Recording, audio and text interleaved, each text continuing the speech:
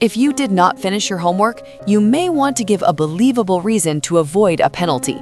Common excuses, like technical issues or a busy schedule, can sound convincing if explained naturally. Still, relying on excuses too often can hurt your credibility, so it is better to stay honest and make finishing your assignments on time a habit. Choosing an excuse. Blaming technology is one of the easiest and most believable excuses. You can say your computer crashed, your printer stopped working, or your internet went down, since these kinds of problems happen to everyone.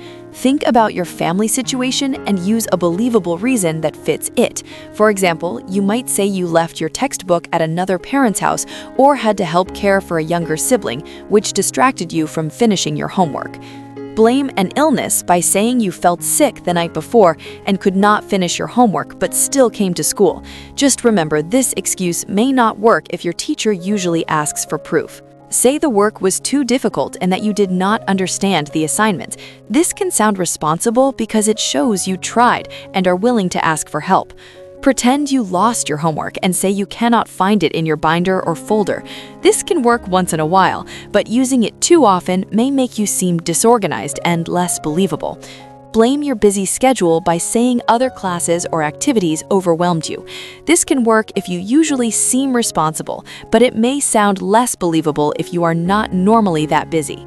Avoid playing dumb, because saying you forgot the assignment usually sounds irresponsible and can backfire.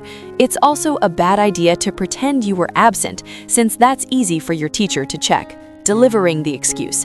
Think about your teacher's personality before giving an excuse. A strict teacher may ask follow-up questions, while a more understanding one may be more sympathetic to reasons that fit their personality or life experience.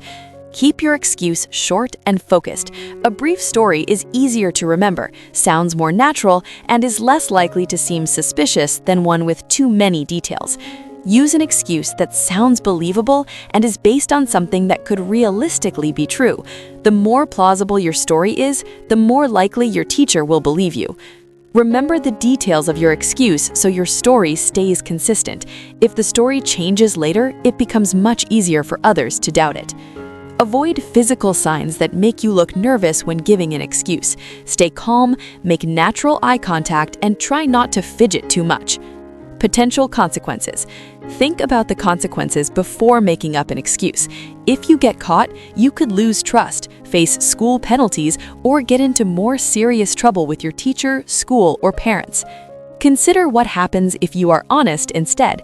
Depending on the teacher and the assignment, telling the truth may lead to a smaller penalty than making up an excuse. Telling the truth can sometimes be a better choice than making up an excuse. Compare the possible results of both choices before deciding.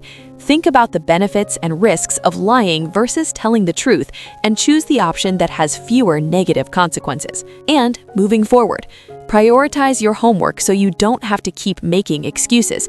Finish your work before distractions and write down every assignment so you are less likely to forget. Seek outside help if you want to improve your study habits.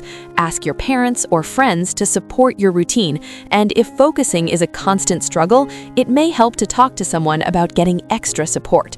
Avoid making lying a habit. If you lie too often, your teacher may not believe you when a real problem happens, so being honest is usually the better choice. Thanks for watching.